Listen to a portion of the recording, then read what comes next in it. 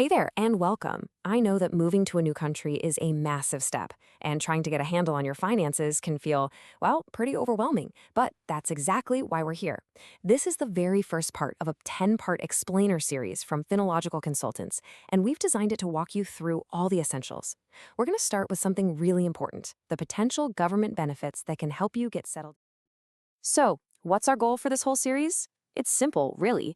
We want to give you clear, solid financial knowledge you can actually use. We're going to cover everything from how taxes work to banking and even understanding the Canadian credit system, all the key building blocks for a successful financial life here. All right, before we dive in, we've got to cover a quick disclaimer. Just so we're clear, this is for your information and education. It's not official settlement advice. Now, all this info is current as of November 2025, but things can change, so it is always a good idea to check the official government websites for the latest updates. Think of this as your starting point, the first step in your own research. And you might be wondering, who's bringing you this information? Well, this series is put together by Phenological Consultants, which was founded by Sajjad Ahmad.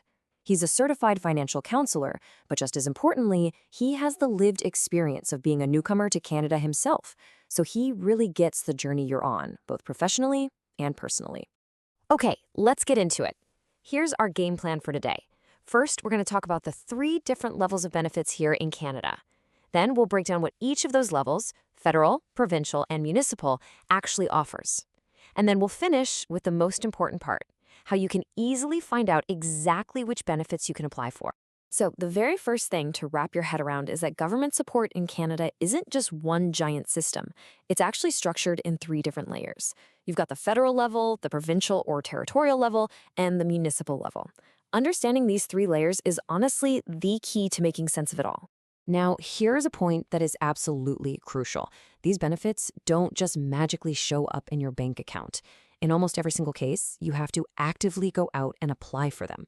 And whether or not you're eligible usually comes down to a few key things, like your newcomer status, your family situation, and, of course, your income level. Let's start at the very top with federal benefits. These are the programs that are run by the governments of Canada. What that means for you is that they're generally available to eligible people right across the country, no matter which province or territory you decide to call home. Some of the big federal programs you'll definitely want to know about include the Canada Child Benefit, which is a tax-free monthly payment that helps with the costs of raising kids. There's also the GST rebate, which helps people with modest incomes, and the brand new Canadian Dental Care Plan, which is designed to help cover some of those dental bills. Now, here's another fantastic federal program, Registered Education Savings Plan, and this one's a bit different. It's not a direct payment. Instead, it's a special savings account for a child's education. And here's the best part: the government actually adds money to it through grants to help your savings grow way faster. It's an incredible tool. Okay, so let's zoom in a little bit to that second level: provincial and territorial benefits. These are programs that are specific to the province or territory where you live. And this is where you're going to start seeing some pretty big differences depending on where you are in the country. You know, the provinces and territories handle some of the most critical parts of everyday life. We're talking about things like public health care coverage, income support programs, you might hear them called social assistance, and sometimes they even have their own child benefits that add on top of the federal one. Okay, listen up, because this is a really important detail for when you first arrive. Some provinces actually have a waiting period. It's often up to 3 months before you're covered by their public health insurance. It is so important to get private health insurance to cover you and your family during that initial period.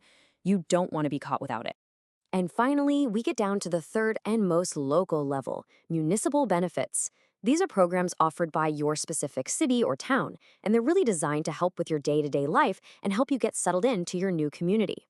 So what does this look like?